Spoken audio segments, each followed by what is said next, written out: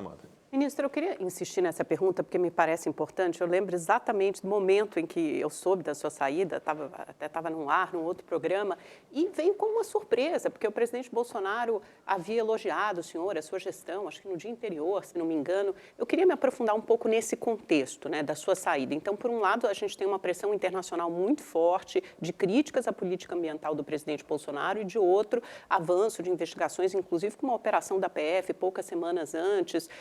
O senhor foi um dos alvos e outras pessoas também no Ministério do Ambiente. Eles investigam justamente isso que o Lacombe falou, uma das investigações, né, sobre o suposto favorecimento a madeireiros nessa exportação de madeira ilegal. Inclusive, a denúncia, o alerta veio dos Estados Unidos.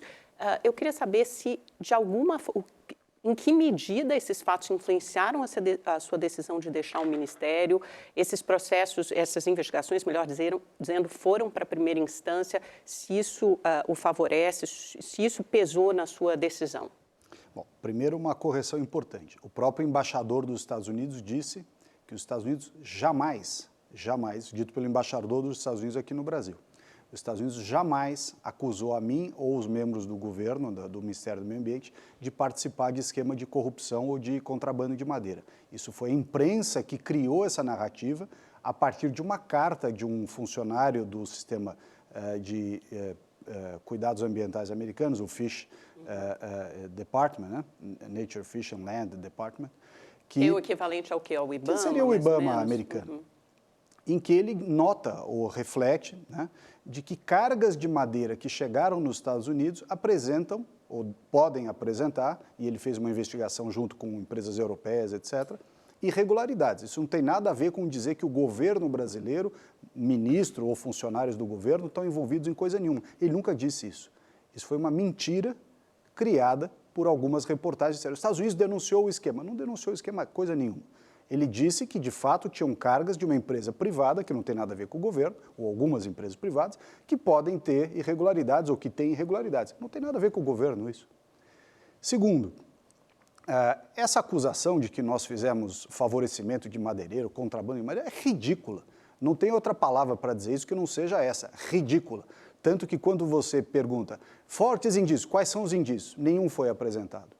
Há movimentações financeiras, nenhuma foi apresentada, nada foi apresentado. O ministro Zero. Alexandre de Moraes apresentou nessas movimentações atípicas no escritório de advocacia do qual o senhor é sócio, Sabe de milhões de reais. Sabe o que é a movimentação atípica que consta ali?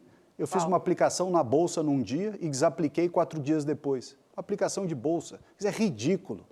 Você ter uma movimentação de Bolsa de Valores do meu próprio recurso, na minha conta bancária, dizendo, não tem. Tanto que eu perguntei, qual é a movimentação? Não tem. Aliás, nem minha, nem de ninguém. O coitado de um funcionário do IBAMA, que disseram que tinha movimentação suspeita, ele bateu o carro e recebeu o seguro do automóvel. Aí ele tinha lá um crédito na conta dele da empresa de seguro, 40 mil reais. Aí virou a movimentação suspeita. Não tem movimentação suspeita de ninguém.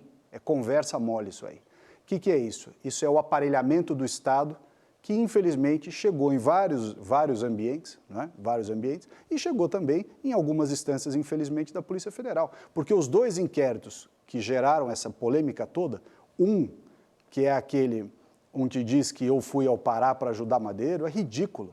Tanto é ridículo que não teve uma diligência até hoje. O segundo, que diz que o IBAMA, o presidente do IBAMA, tomou uma decisão, que é o segundo inquérito, que é esse que você se referiu agora, que diz que o presidente do IBAMA tomou uma decisão equivocada tecnicamente para favorecer, não tem decisão equivocada nenhuma, essa decisão já era para ser tomada, está lá nos documentos do IBAMA, há mais de 4 anos. Mas houve uma flexibilização dessas regras, né, para a exportação de madeira, quer dizer, retirou-se um documento específico. Cuidado com as palavras. Ali, a discussão, eu não conheço o assunto, eu fui saber do assunto na imprensa, quer dizer, o sujeito enfiou meu nome lá no meio para tentar criar um fato político, porque a decisão técnica do presidente do IBAMA, e que tudo indica que está correta, ela não teve nada a ver comigo. Ele tomou, do ponto de vista técnico, dentro do IBAMA, em razão de uma discussão técnica que já vem de 2017. Desde 2017, os funcionários do IBAMA já reconhecem que é uma norma de 2011, não deveria estar mais sendo aplicada e não é mais aplicada na prática. O que fez o presidente do IBAMA? Simplesmente reconheceu uma situação de fato dizendo a instrução normativa número tal, que eu não sei qual é, não está sendo mais aplicada. Ela não é mais aplicável, porque ela é anterior ao Código Florestal e hoje em dia, em razão das regras do Código Florestal, essa norma se tornou obsoleta. Aliás, lembro aqui um detalhe, o delegado Saraiva, que fez essa denúncia contra mim num primeiro caso, quando perguntado no Roda Viva sobre o segundo caso, que é esse da Madeira, ele foi perguntado por o jornalista André Borges do Estadão, delegado, o senhor concorda com a alteração da regra feita pelo presidente do IBAMA? O delegado falou assim, concordo. A regra alterada pelo presidente do IBAMA está correta e não tem malefício nenhum. Delegado da Polícia Federal. Então veja só o escarcéu que se criou em cima do nada, do nada. Então essa é uma realidade que precisa ser dita.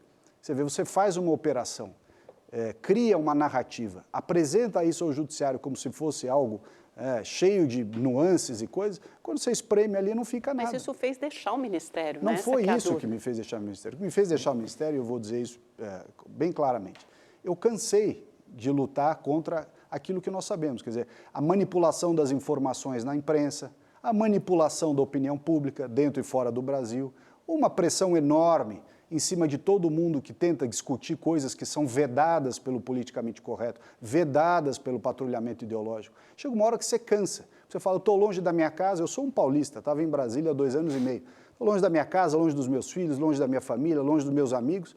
É uma hora que você fala assim, cansei, passo o bastão para o próximo.